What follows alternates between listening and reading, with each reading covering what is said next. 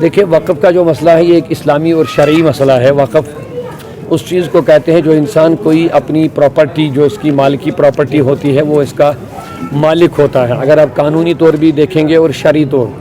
دونوں نقطۂ نظر سے دیکھیں گے، جس کے پاس اپنی مالکی ملکیت زمین ہوتی ہے جو بھی ہوگا وہ اس کا مالک ہوتا ہے اور اس پر اس کا اپنا رائٹ ہوتا ہے، وہ جس طرح چاہے اس کو استعمال میں لا سکتا ہے۔ اب بہت سارے لوگ اگر ہم اسلامی نقطۂ نظر سے دیکھیں تو وہ وقف کر دیتے ہیں، کوئی مسجد کے لیے کرتا ہے، کوئی قبرستان کے لیے کرتا ہے، کوئی مدرسے کے لیے وقف کرتا ہے۔ تو وقف کی شریعت اور اسلام میں قرآن میں وسیع گنجائش ہے کہ کوئی انسان وقف کر سکتا ہے۔ اب جب اس نے کوئی چیز وقف کر لی ہے تو وقف کا حکم شریعت میں یہ ہے کہ آپ اس کو جس چیز کے لیے اس نے وقف کیا اسی میں اس کو استعمال کر سکتے ہیں، اور اس وقف میں اس دینے والے کا بھی اختیار نہیں رہتا ہے۔ جو خود وقف کرتا ہے، جس کی وہ پراپرٹی ہوتی ہے، اس کا بھی اس میں حق ختم ہو جاتا ہے جب وہ وقف کرے گا، اور اس پر کنٹرول صرف اس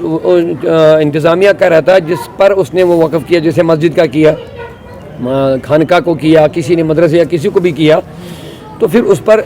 شریعت کے اصول کے تحت شرعی اصولوں کے مطابق ہی وہ اس کو استعمال میں لا سکتے ہیں۔ اب جب خود وہ بھی اس سے دستبرد ہو جس نے وقف کیا، اور جو انتظامیہ لوگ ہوتے ہیں وہ بھی اس کو شریعت کے اصول کے خلاف استعمال نہیں کر سکتے ہیں، اس چیز کو وہ بیچ بھی نہیں سکتے ہیں بلا وجہ،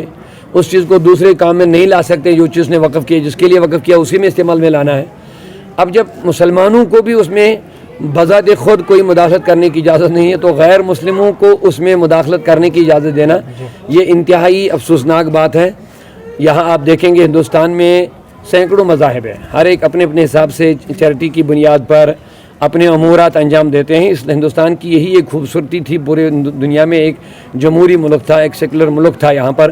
ہر ایک کسی کو اپنے اپنے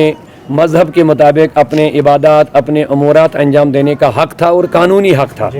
لیکن یہ چیزیں مجھے لگ رہا ہے یہ کسی مذہب کے اندر مداخلت کرنا اور اس مذہبی امورات کو کسی غیر مسلم کے کنٹرول میں دینا، یہ قابل مذمت بھی ہے، قابل افسوس بھی ہے۔ ہاں، میں نے پچھلے بار بھی ایک انٹرویو میں یہ بات کہی، میں پھر دہرانا چاہوں گا، بددیانتیاں ہوئی ہے آج تک اور وقف کو غلط استعمال کیا گیا ہے، اس میں بھی کوئی شک نہیں ہے۔ اس چیز کو سدھارنے کی ضرورت تھی، اور بل پاس کرنے کے بجائے یا کچھ امینڈمنٹ کرنے کے بغیر بھی ہم اس چیز کو سدھار سکتے تھے، اچھے لوگوں کو اس میں لا سکتے تھے، شاف و شفاف کے ذریعے سے اس ادارے کو چلایا جا سکتا تھا اور مسلمانوں ہی کے کنٹرول میں رہتا اچھے انداز سے، تو وہ زیادہ بہتر تھا۔ ڈاکٹر صاحب، آخری سوال یہ بتائیں کہ جس طریقے سے مفتی ناصر صاحب نے ابھی کہا کہ ہم سپریم کورٹ جائیں گے، تو کیا کچھ کہنا چاہو گے؟ اچھی بات ہے، دیکھیے ہر ایک مسئلے کا جہاں اگر کوئی مسئلہ اٹھا تو کورٹ ہوتے ہیں، عدالتیں ہوتی ہیں،